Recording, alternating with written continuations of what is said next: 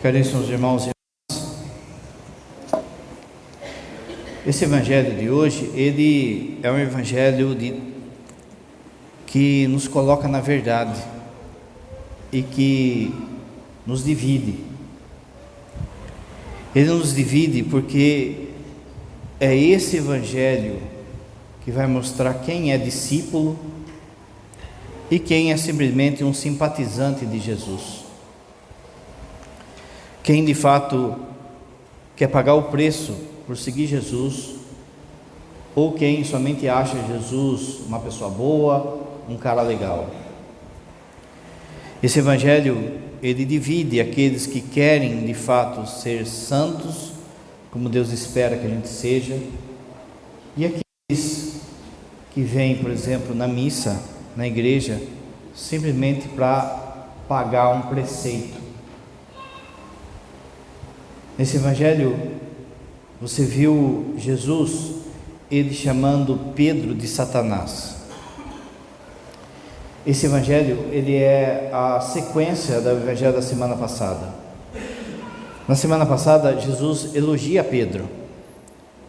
Quem dizem os homens que eu sou? E Pedro responde: tu és o filho de Deus. E vós quem dizeis que eu sou? E Jesus responde: tu és o filho do Deus vivo. E Jesus elogia Pedro dizendo: bem-aventurado és tu, porque não foi a carne que te revelou isso, mas foi o meu Pai que está no céu que te revelou isso. Jesus, ele, quando terminou essa conversa com os discípulos, ele percebeu que havia uma multidão. Ele viu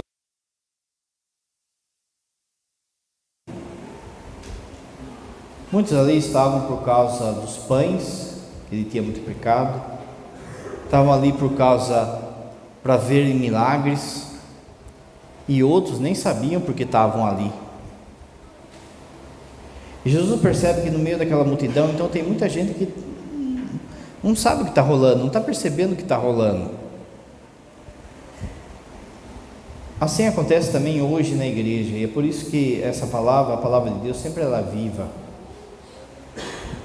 Jesus, olhando para aquela multidão, ele colocou a multidão e nos coloca também na verdade.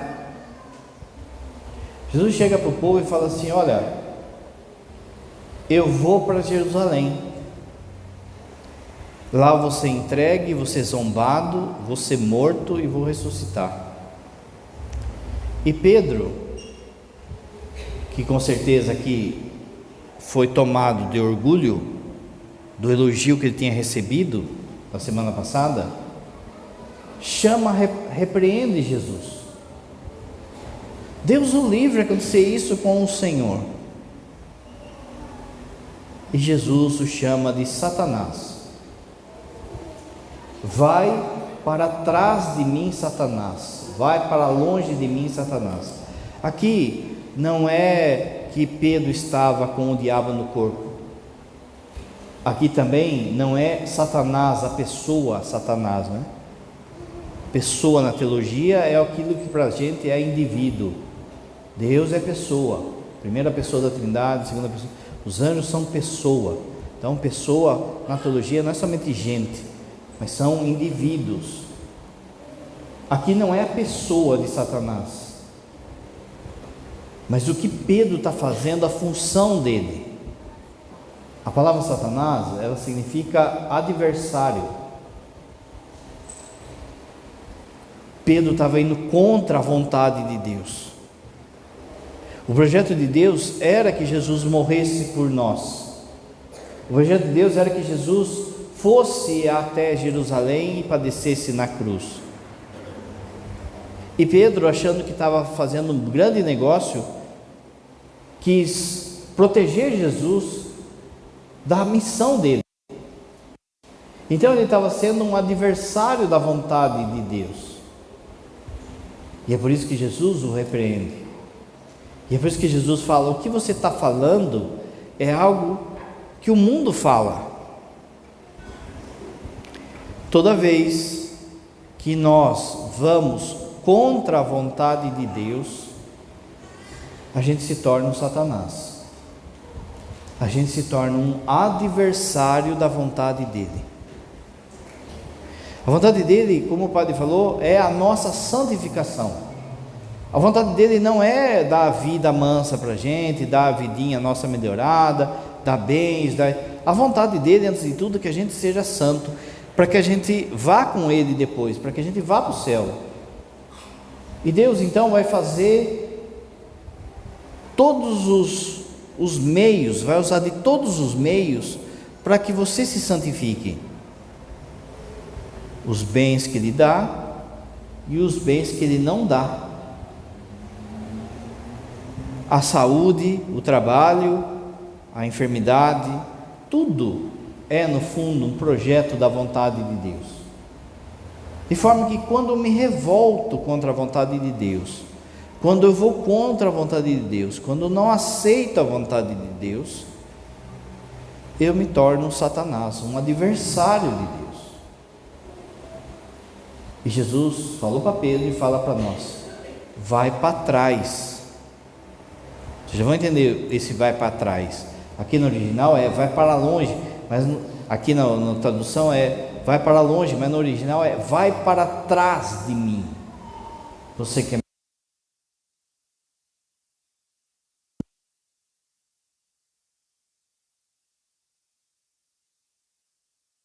somos nós que temos que se adaptar à vontade de Deus, e não ao contrário. Não é a gente que muda a vontade de Deus, somos nós que temos que nos adaptar à vontade dele, porque a vontade dele é melhor que a nossa. Não, eu não acho. Adversário. Pedro não achava que era melhor que Jesus morresse na cruz.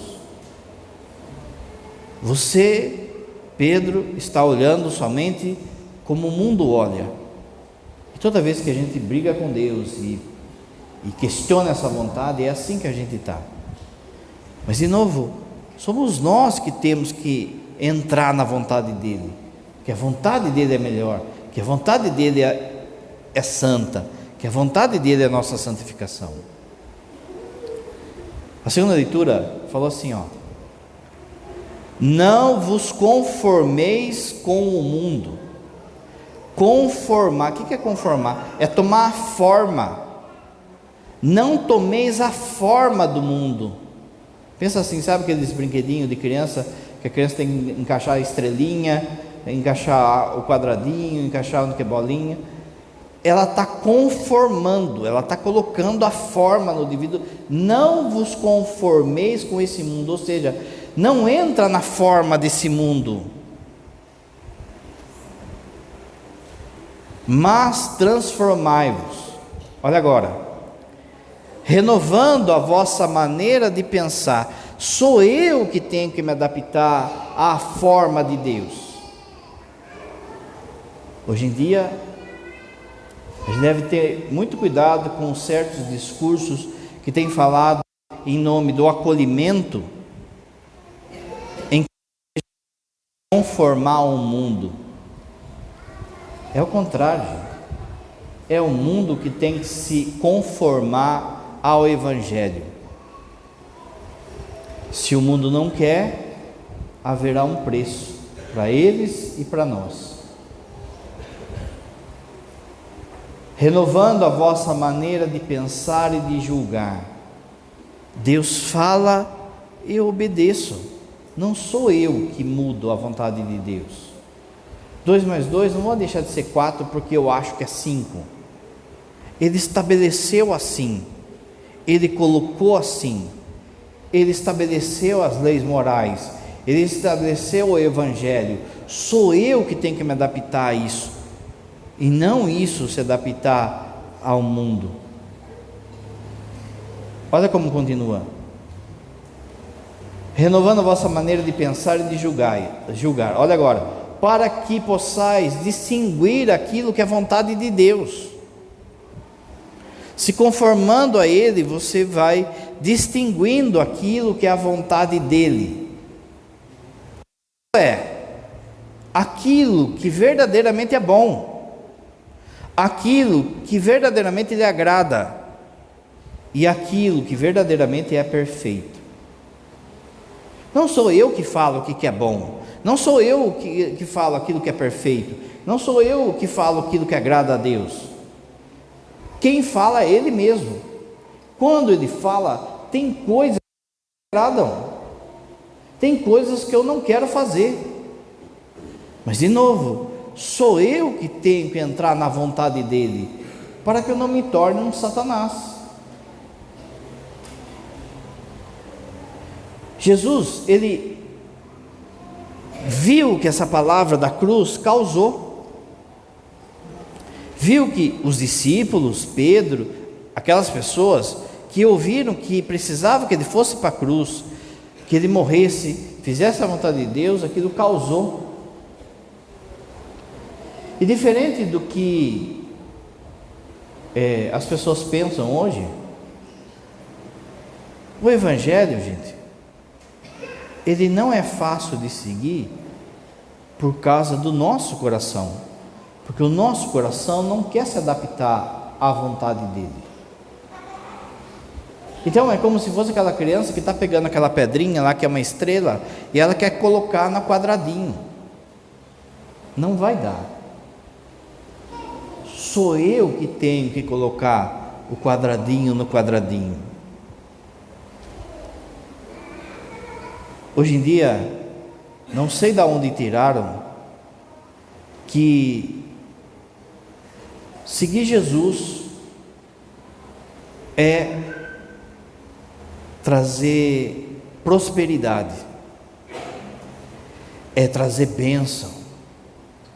Eu começo a seguir Jesus, eu fui abençoado com um emprego bom, com dinheiro, eu fui abençoado com a família em paz, eu fui abençoado com vida longa, eu fui abençoado com isso. Basta que você siga Jesus, aceite Jesus, pague o seu dízimo, que vai ser só bênção na sua vida.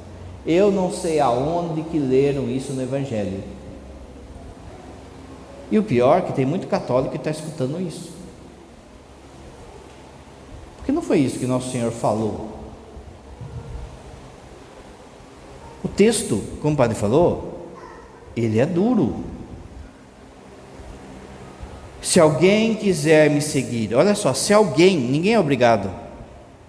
Aquela multidão lá, Jesus viu que tinha muita gente lá que estava perdido, não sabia o que estava rolando.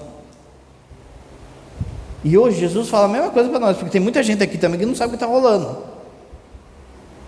Se alguém quiser me seguir, ninguém é obrigado. Se alguém quiser me seguir, renuncie a si mesmo. Olha que palavra, renunciar-se. O que o mundo fala? O mundo fala, não, você tem que se soltar, você tem que dar vazão aos seus desejos. Olha que um monte de corrente de psicologia dos dias de hoje fala, não, você não pode se castrar, você tem que. Jesus está falando o contrário, renuncie a si mesmo. Olha a palavra, tome a sua cruz. E no original não é simplesmente me siga, no original é assim, aonde eu deixar a minha pegada, você coloca o seu pé, vai para trás de mim, lembra? Seguir para trás dele, para seguir a pegada dele, para onde ele deixar a pegada, você coloca o pé, e não eu faço o meu caminho, eu sigo a Jesus Cristo. Então aonde ele deixa o seu rastro, eu coloco o meu pé, sou eu que me adapto à vontade dele. Mas entrou na cabeça da turma de que seguir Jesus vai ter vida mansa, vai ter prosperidade, vai ter bênção, vai ter não sei o que, vai ter isso, aquilo, outro. Meus irmãos, deixa eu dizer para você que esse Evangelho é para você aprender a perder. Seguir Jesus é começar a perder. Pois quem quiser salvar a sua vida vai perdê-la, mas quem perder a sua vida por causa de mim vai ganhá-la. De novo, onde que tiraram essa prosperidade toda? Nós vamos ver daqui a pouco a vida dos santos. Mas repara que Jesus falou, entrai pela porta estreita. O mundo me odiou, o mundo vos odiará. Que evangelho que é esse que a gente está acreditando, gente? O evangelho de nosso Senhor é: se alguém quiser me seguir, tome a sua cruz e coloca o seu pé na minha pegada e perca a sua vida. Vou falar de novo.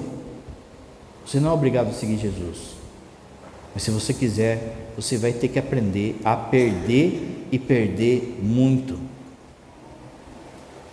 São Paulo vai falar: se Jesus não existe, se Jesus não ressuscitou, a gente é o maior tonto do mundo, porque a gente só perde. Quando você perdoa alguém que te fez mal, de alguma forma você tem que perder ali. Quando você faz o bem, quando você vem para a missa, de alguma forma você tem que perder. O padre vai falar daqui a pouco. Primeira leitura, Jeremias. Jeremias era o cara, hein? Era o cara mais sofreu, hein? As pessoas pegam a primeira frase dessa leitura de hoje,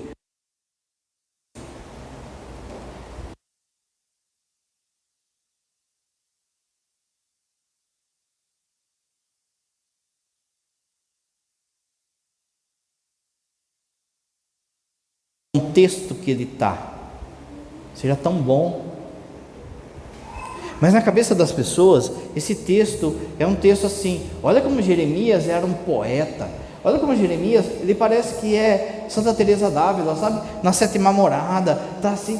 Não, gente, ele está sofrendo, nesse texto. O texto começa assim: seduziste-me, Senhor, e me deixei seduzir. Não é?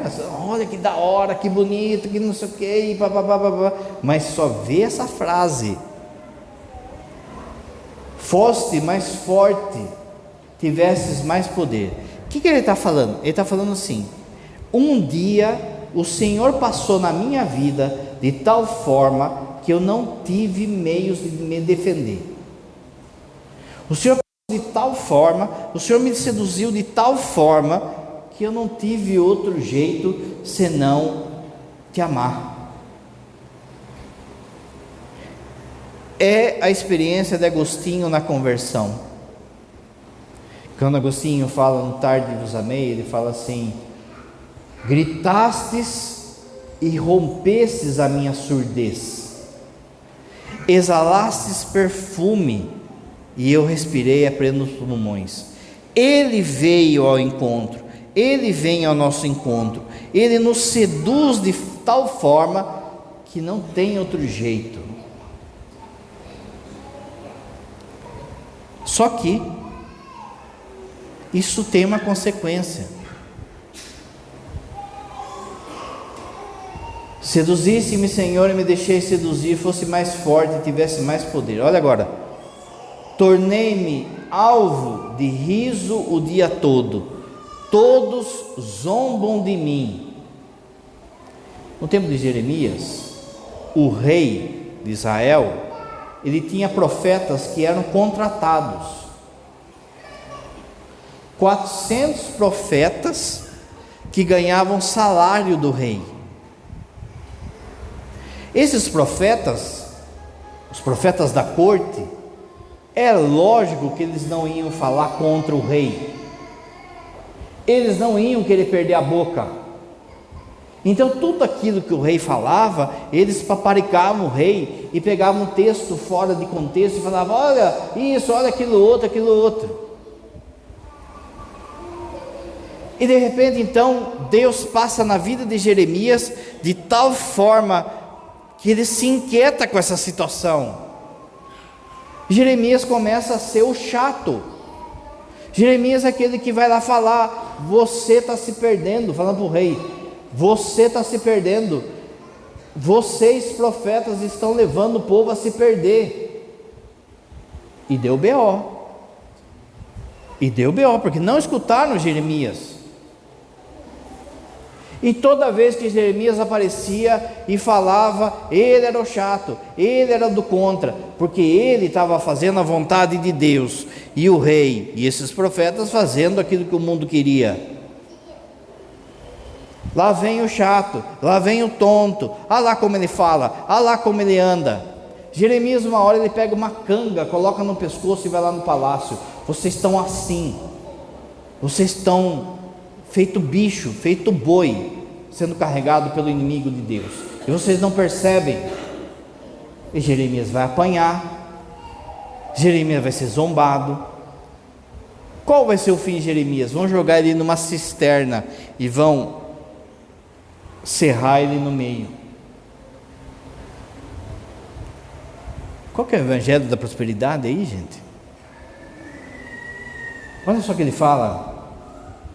Todas as vezes que eu falo, todas as vezes que eu levanto a minha voz contra aquilo que é maldade, invocando calamidades, todas as vezes que eu falo aquilo que é verdadeiro, eu sou fonte de vergonha e chacota para eles.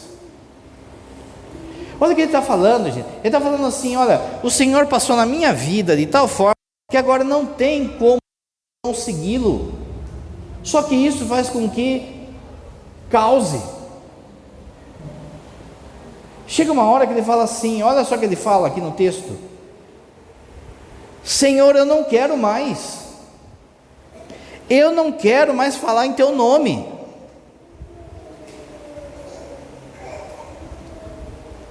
Deus veio e dá a resposta na hora.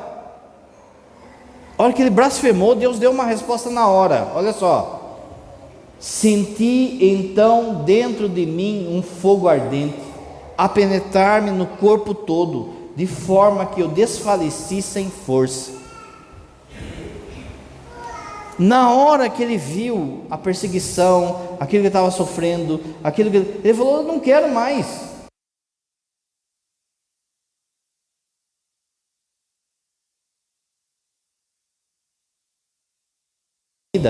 Não volta mais.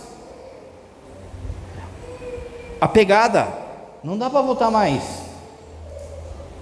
Ou você caminha ou morre no caminho. Quando a gente pega a vida de um santo, Jeremias, a vida de um São Paulo, quando a gente assiste um filme deles, por exemplo, o filme de São Paulo, por exemplo, São Paulo fica preso, e tem o dia lá que vai cortar a cabeça de São Paulo. Na nossa cabeça, a gente pensa que nem filme que a gente assiste, que quando quiserem cortar a nossa cabeça, vai aparecer alguém no último momento e vai nos livrar daquilo. Não é assim nos filmes? O mocinho vai lá, sofre aquela coisa toda, no último momento, vira a chavinha e ele se salva, e foram felizes para sempre. Quando você pega um filme religioso, por exemplo, a história de São Paulo, o que aparece ali? Parece cortando a cabeça de São Paulo, logo depois vem uma musiquinha para você chorar, tem escrito assim: os ensinamentos de São Paulo percorreram o mundo todo e foram não sei o que, não sei o que, não sei o que. Para o filme, ali no filme, você fala assim: São Paulo ganhou. Você pega, por exemplo, São Maximiliano Maria Kolbe, que a gente celebrou agora de pouco, que vai lá morrer no campo de concentração no lugar de um pai. Quando você assiste o filme dele, a hora que aplica a injeção nele para ele falecer, para ele morrer, toca a musiquinha e aí mostra os frutos dele e tal. Você fala: meu, olha que da hora. Mas pensa lá no dia que São Paulo morreu. Pensa no dia em que São Maximiliano Kolbe foi morto. Os caras cortaram a cabeça de São Paulo e a vida continuou normal. Os caras pegaram e foram.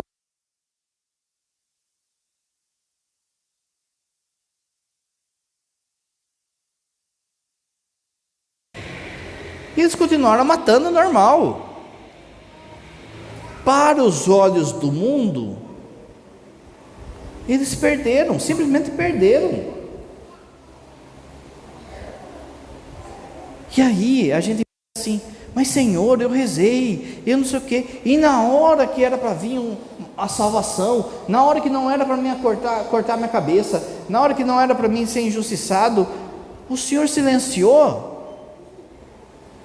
Mas foi assim na vida de todos. Não veio um anjo e mandou parar de serrar Jeremias. Ele teve que perder sua vida.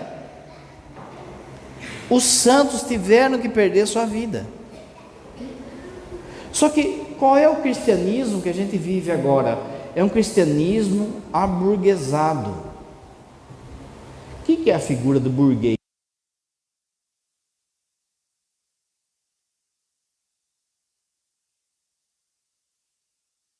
Lucro. O nosso cristianismo, a começar de nós padres, virou um cristianismo aburguesado, que não quer perder. Mas esse evangelho de hoje é para você entender que você precisa perder, e perder muito. Aprenda a perder, se você quiser ganhar a vida verdadeira. A primeira coisa que você tem que aprender a perder é bens materiais. Por que essa neura de ter coisa? Por que essa tanto suor, tanta canseira, tanta preocupação em coisas? Por que eu tenho que ter um carro novo? Eu tenho que ter um telefone novo, eu tenho que ter uma roupa nova, eu tenho, por que isso? Por que eu não posso perder, em vez, por exemplo, de eu comprar lá um carro novo, um celular novo, por que eu não perco com o reino, com as coisas de Deus? Não, mas esse dinheiro é meu, padre. Como assim é seu? Você se deu a saúde? Você se deu o trabalho? Foi você que se fez? Porque quando o Senhor pede algo, a gente não se desfaz ou dispõe. E por que a gente fica criando necessidade? A gente fica criando necessidade. Veja, quem tem minha idade, pouco mais, pouco menos, houve um tempo em que ninguém tinha celular. E por que agora eu tenho que ter um celular? Mas não tenho que ter qualquer um. Eu tenho que ter celular de certas marcas, de certo não sei o que, de aquilo outro. Mas houve um tempo que a gente não tinha essa necessidade. Por que eu vou criar necessidade de ter o TEDs não sei de quanto, e eu não quero perder? Porque o demônio quer nos acostumar com o luxo. Porque na hora, o padre tem falado, se acostume a viver com menos, se acostume a viver com menos. Quem seguir Jesus, a cinta vai apertar. Mas se eu crio necessidades de luxo, na hora que vim, eu não vou querer perder. Eu não vou querer perder meu Wi-Fi, minha Netflix, meu colchão de penas de ganso da Tasmânia. Eu não vou querer perder o meu carro. Eu vou querer perder. Eu me acostumo com o luxo e depois eu vendo Jesus por esses luxos. Ah, padre, mas dá para adaptar aqui. Satanás. Olha Pedro querendo adaptar. Não dá. Aprenda a perder ambições. Por que tanta ambição para esse mundo? Por que eu não ambiciono as coisas do alto? Lembra São Paulo falando? Desejar as coisas do alto. Por que eu corro tanto atrás das coisas aqui do mundo? Poder, cargo, dinheiro. Por que tanta ambição? E eu não tenho ambição com as coisas de Deus. Eu vou falar daquilo que eu vivo. Eu não sou menor que ninguém, mas a gente vê às vezes em alguns padres uma ambição de ser bispo, de ser cardeal, de ser papa, de ser isso, aquilo, outro, de ter diploma na parede, aquilo. Por que essa ambição? O que vai adiantar desse cargo, dessa mitra, desses diplomas na hora do juízo, se não tiver sido um bom padre? O que vai adiantar ter cargo, ter status na igreja, se perder como padre? Mas o povo também é assim. Por que tanta ambição, às vezes dentro da igreja? Eu quero ser o coordenador, as pessoas têm que perguntar para mim, eu que sei, por que tanta ambição fora da igreja? Eu tenho que ter esse cargo, eu tenho não sei o que, não sei. Aprenda a perder, gente. O padre vai dar a dica para você. Você quer esse cargo que você está sonhando, esse posto que você está sonhando no seu serviço? Talvez tem gente com menos capacidade que você, que vai conseguir. É fácil você conseguir. É só você fazer o jogo deles. Faz o jogo deles que você é promovido, ganha mais, puxa o saco do chefe, faz esqueminhas, puxa o tapete das outras pessoas, mas o evangelho fica onde? Então onde vai levar essa ambição toda? Para onde vai, se eu não buscar o reino, a coisa que mais importa? E se Deus vê que isso virou um ídolo no seu coração, escuta o que o padre vai estar falando, Deus vai tirar tudo seu. Se os bens, se a ambição virar um ídolo, Deus vai tirar tudo seu, para que você aprenda a perder para ganhar o que verdadeiramente importa. Para de confiar em você e segue a Jesus. E por vezes você de novo vai perder cargo, vai perder oportunidades de serviço. Tem serviço que não dá mais para você conciliar com o evangelho. Tem serviço que não dá mais para você conciliar com o segmento de Jesus, não dá mais, tem coisa errada lá, tem palhaçada lá, e uma hora ou outra vão pedir para você fazer também. Não dá mais para você ser o malandro nas negociações. Você precisa aprender a perder oportunidades.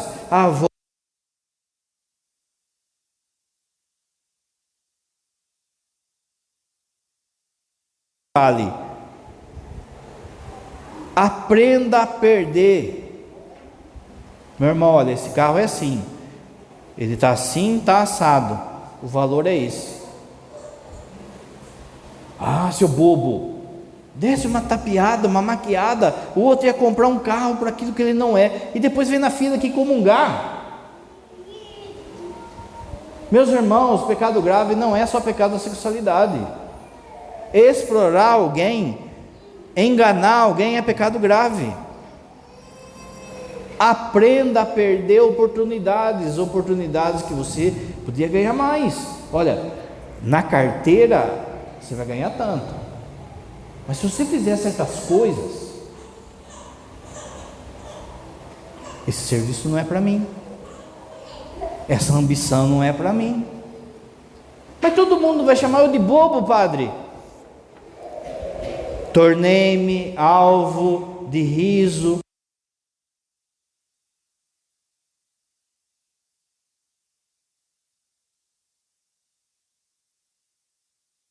Que foi deixado para trás, que foi passado por causa que você segue o evangelho.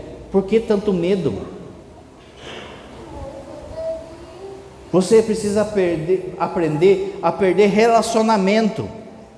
Tem relacionamento.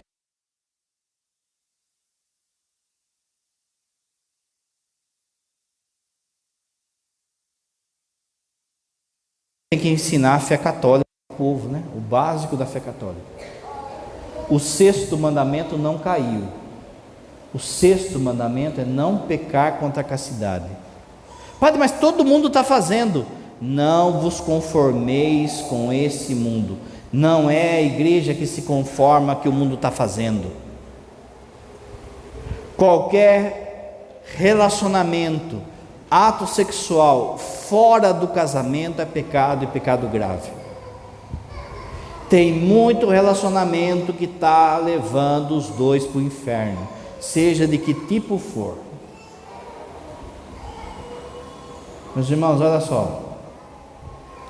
O cara reza, faz novena, pede para que Deus dê para ele uma namorada.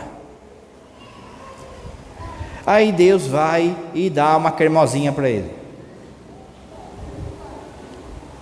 Aí ele que falou que ia viver um namoro santo, não, vamos viver um namoro santo, quando eu namorar Jesus, nós vamos ter um namoro santo, nós vamos comungar junto, vamos rezar junto, vamos, sabe, ser igual aos pais de Santa Teresinha, a gente vai, passou 15 dias, já está na esbórnia, 15 dias de namoro, já está vivendo como se fosse marido e mulher,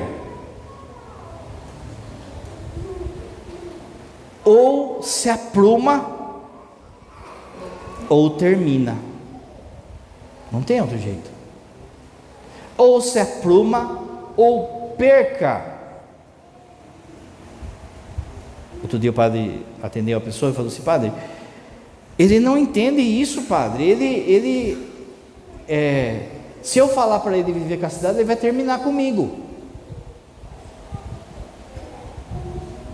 Perca, veja, faz menos de um mês, o Evangelho falava do tesouro. Meus irmãos, se tem alguma coisa ou alguma pessoa que está impedindo você de comungar, significa que Jesus não é o seu tesouro. Lembra da dona Florinda? Tesouro. Quem que era o tesouro dela? Era o Kiko, e o Kiko travava a vida dela, porque estava lá o professor Girafales prontinho para casar com ela, não era? Mas o meu tesouro, se tem algo que está impedindo você de comungar, então seu tesouro não é Jesus, porque se o seu tesouro é Jesus, então você não vai trocar ele por nada.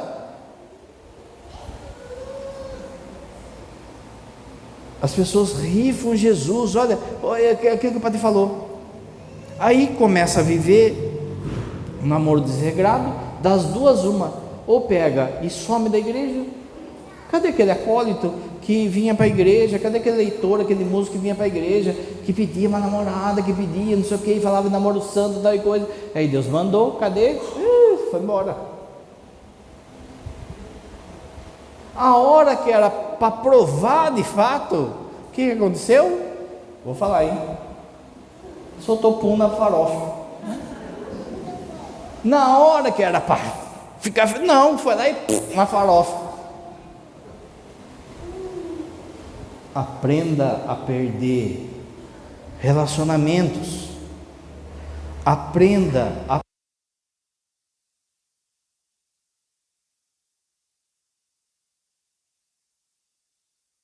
pensamento positivo. Se você tiver isso, tiver aquilo outro, sonhe, pense, isso aqui, que as coisas acontecem. Não é assim. Santo Agostinho já rebateu isso lá no século IV. O negócio chamava pelagianismo, essa coisa de pegar e ficar falando, se você pode, se você... Isso aí é papo furado de coach.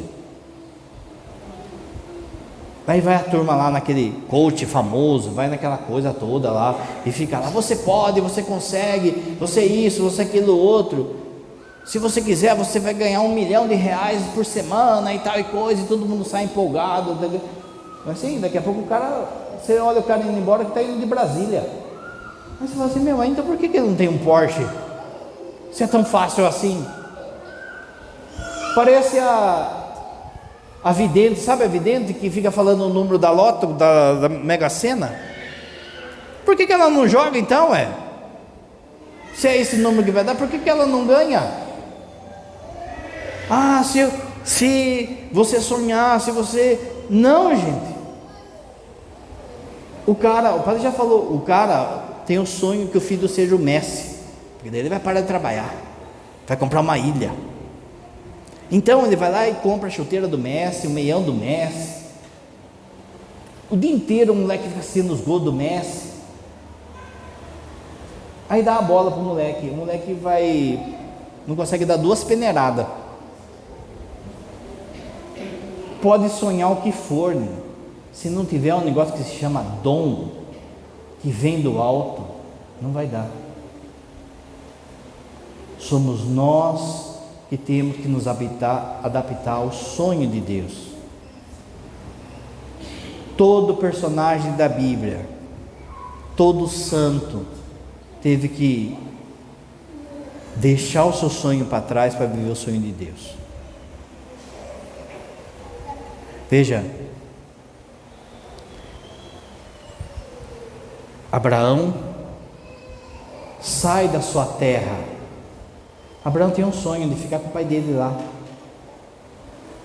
Moisés, a hora que Moisés estava com a vida mais mansa, Moisés foi lá, matou um egípcio e saiu fugido, atravessou o deserto, chegou num lugar lá, um cara chamado Jetro acolheu ele. Ele fez parceria com Jetro, ele virou sócio de Jetro, ele ficou rico, ele casou com a filha de Jetro, ele teve um filho chamado Gerson, ele estava com a vida mansa. Deus pegou e falou assim: agora você vai voltar lá da onde você saiu, vai libertar o meu povo. Ele queria ficar lá. São Francisco de Assis queria.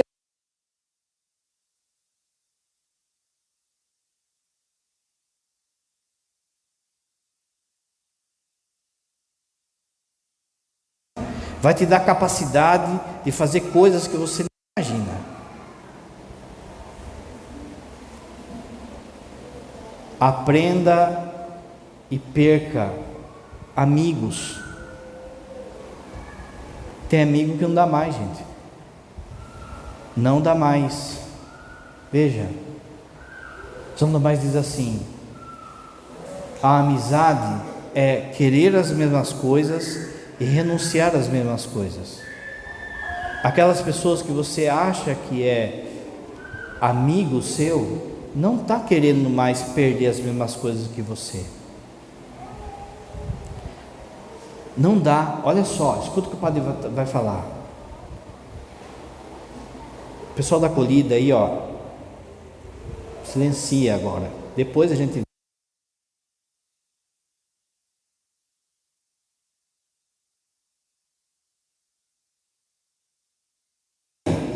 em que Deus vai pedir conta, em que eles vão colocar você em uma cruzeta, entre escolher a amizade ou escolher Deus. Pode escrever o que o pai está falando. Mais dia, menos dia, vai ter dia em que eles vão pedir a sua cabeça. Porque veja, pega o adolescente. O adolescente tem coisas que ele não faz sozinho, mas quando ele está na turma, ele pega fogo. Mas não é só adolescente, os adultos também são assim.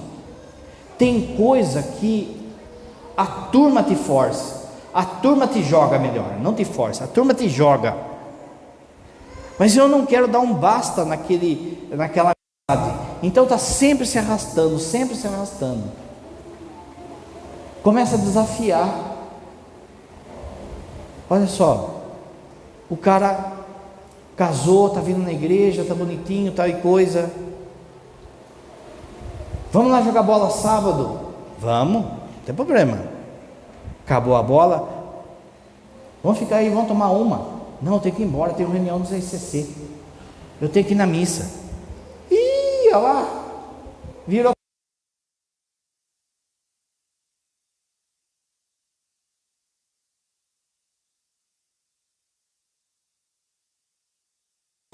Uma vira 3, que vira 6, que vira uma caixa, que o cara acorda na zona.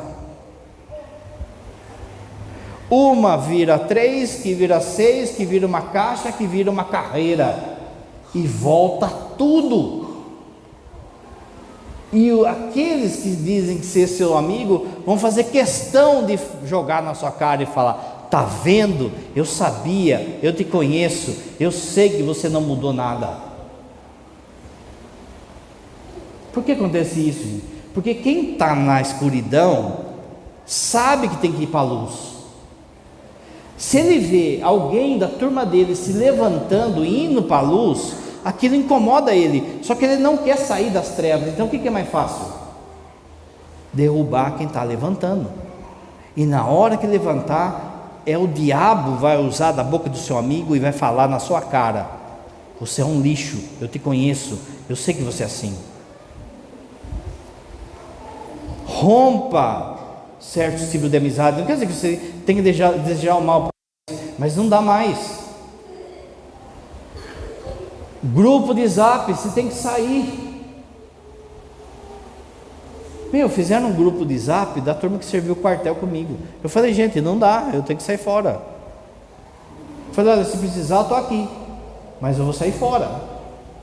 Não dá. Agora, por respeito humano, pela amizadinha deles, eu vou ficar lá, um padre lá, a turma colocando tudo quanto é coisa lá.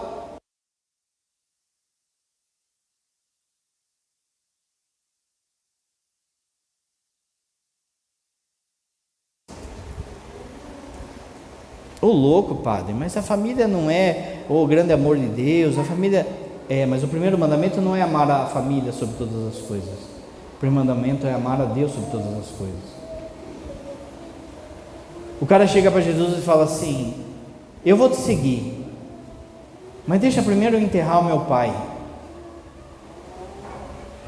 Jesus responde: deixa que os mortos enterrem os mortos. O cara chega para Jesus e fala assim: eu vou te seguir, mas deixa primeiro eu cuidar do meu pai. Quem ama seu pai e sua mãe mais do que a mim não é digno de mim. Jesus vai dizer: eu vim trazer a espada, a minha palavra divide, já dentro de casa, entre irmãos, entre pais e filhos. Qual é a novidade de você, por seguir Jesus, estar levando esse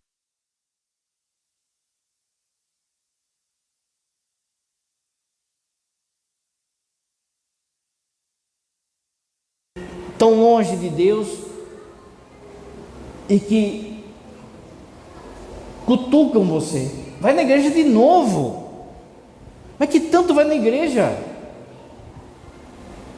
Mas vai na igreja de novo. Eu não vou na igreja, eu rezo direto com Deus, eu falo com Deus, eu tenho Deus no meu coração, não preciso ir na igreja. Qual é a novidade disso, gente? Olha só, se você estivesse indo no bar, a turma não estava pegando no seu pé, mas é porque você vai na igreja. Então o demônio usa da boca das pessoas para te atiçar, para te espetar. E aí às vezes a gente cai na chantagem emocional. Meu filho não vai me deixar, meu filho não vai me...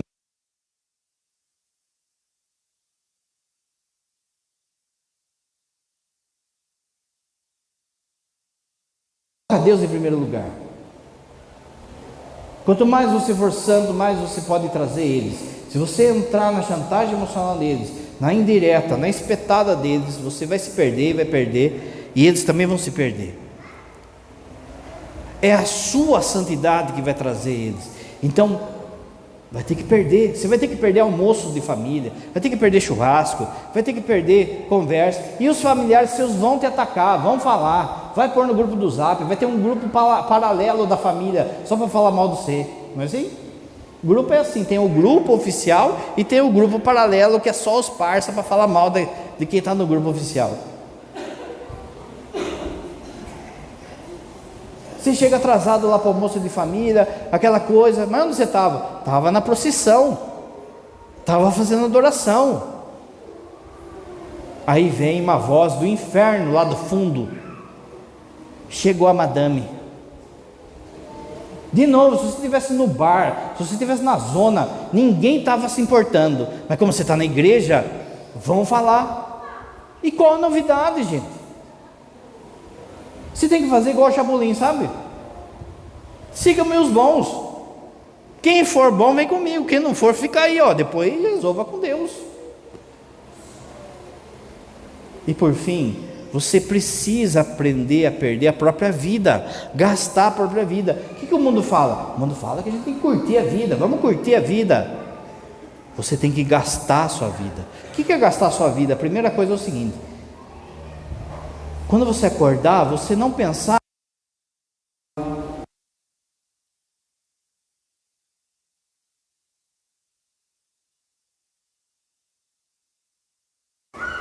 o meu trabalho, meus afazeres, o meu estudo é para a minha santificação. Esse dia é para que eu me santifique. Isso é gastar a vida para Deus. Tudo aquilo que eu vou fazendo não tem como eixo o salário, o estudo, o diploma, tem como eixo agradar o coração de Deus. Primeira coisa é essa.